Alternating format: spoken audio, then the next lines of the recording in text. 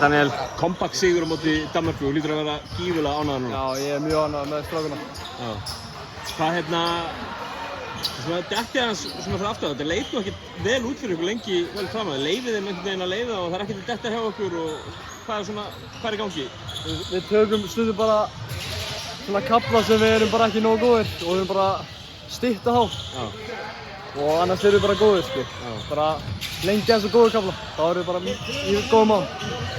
Undir lokin fáum náttúrulega risa framlag frá fyrrum liðsfélaginu Hilmi Arnarssoni, viltu segja eitthvað hann? Hann bara geggjaður, sko, ég hef ekkert meira að segja það. Hann getur bara turn up og þá er þetta bara hans leikur.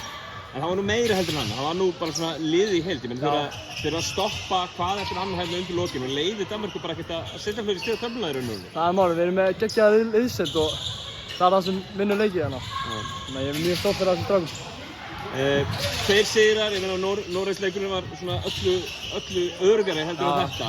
Svolítið ólíkt þessu. Hlýtur að vera gott fyrir svona eitthvað karakterinn í liðinu að ná í 2 sigrar í 2 fyrstu leikjunum. Já, það er bara hann.